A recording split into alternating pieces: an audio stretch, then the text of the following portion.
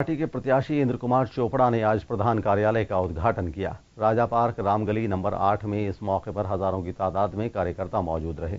लोगों ने कहा कि बीजेपी और कांग्रेस एक बार तू एक बार मैं की तर्ज पर चलते हुए हर बार सत्ता में आती हैं और लोगों को ठगने का काम करती हैं। जनता इस बात को समझ चुकी है कि दोनों पार्टियों के एकाधिकार को समाप्त करने के लिए तीसरे मोर्चे को मजबूत करना बेहद जरूरी है।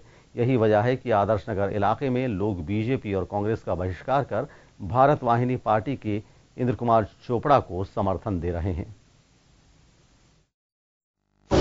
राजस्थान में जैसे जैसे विधानसभा चुनाव नजदीक आ रहे हैं वैसे वैसे ही जो तमाम पार्टियां हैं वो प्रचार अभियान भी तेज कर रही है और इस वक्त हम आदर्श नगर विधानसभा में मौजूद है और हमारे साथ जो प्रत्याशी हैं वो है इंद्र कुमार चोपड़ा, जिनके बारे में हमने आपको पहले भी बताया था कि जब प्रचार अभियान शुरू होता है तो ये अकेले ही चलते हैं, लेकिन जब तक प्रचार अभियान थमता है शाम तक हजारों लोगों की भीड़ इनके साथ होती है। न कोई पार्टियों जितने लंबे तामझाम इनके पास है, न कोई स्टार प्रचारक इनके साथ है। आज कार्यालय का उद्घाटन हुआ है भारत वाहिनी पार्टी के आदर्श नगर से जो प्रत्याशी है।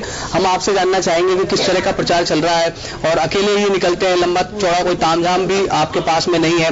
अब कार्यालय का उद्घाटन हो चुका है तो क्या गति मिलेगी? अब हमें सबसे बड़ी गति तो ये मिलेगी कि हमें सभी लोगों का जनसंपर्क अच्छा रहा है। हम साथ चलते हैं तो लोग हमारे साथ चलते हैं जी। अब क्योंकि लोग जानते हैं कि कांग्रेस और बीजेपी दोनों से जनता त्रस्त चुकी है। यहाँ की हालत ऐसी है कि कांग्रेस और बीजेपी के दोनों के नाम से लोग दुखी है।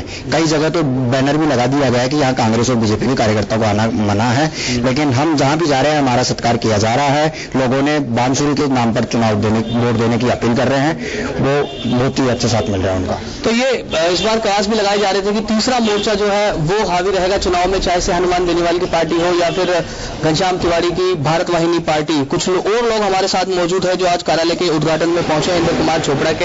हम आपसे जानना चाहेंगे कि बीजेपी और कांग्रेस को छोड़कर क्यों के साथ आप जुड़े? क्योंकि बीजेपी और कांग्रेस से हम दुखी हुए, जनता पूरी इनसे खिलाफ चल रही है, इसलिए हमने तीसरा मोर्चा चुना है। घनश्याम तिवारी के साथ रहेंगे और इनके साथ समर्थन देखिए।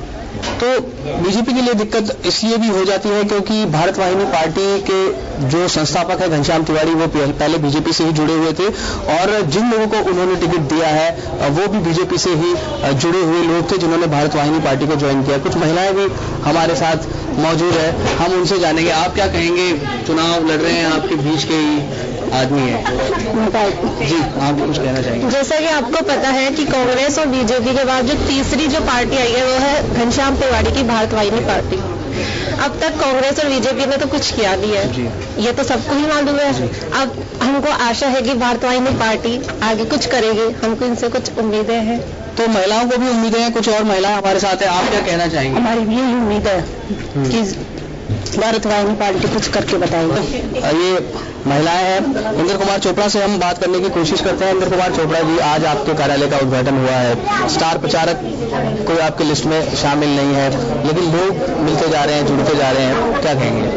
देखिए साहब, जहाँ स्टार प्रचारक की बात आती है तो मेरे आदर्श नगर विधानसभा क्षेत्र के यह कार्यकर्ता जो आपको दिख रहे हैं यही मेरे स्टार प्रचारक हैं और मैं इनको ही साथ लेकर के, क्योंकि मेरे एक के साथ दो के साथ चार के साथ 8 काफिला मेरे साथ जुड़ता जा रहा है। आज सवेरे भी मैं जिस प्रकार से जो मेरा संपर्क हुआ, बहुत भारी हजारों की संख्या के मेरे को हर गली गली में हर घर में जाकर गए, मुझे बहुत अच्छा समर्थन मिल रहा है जी।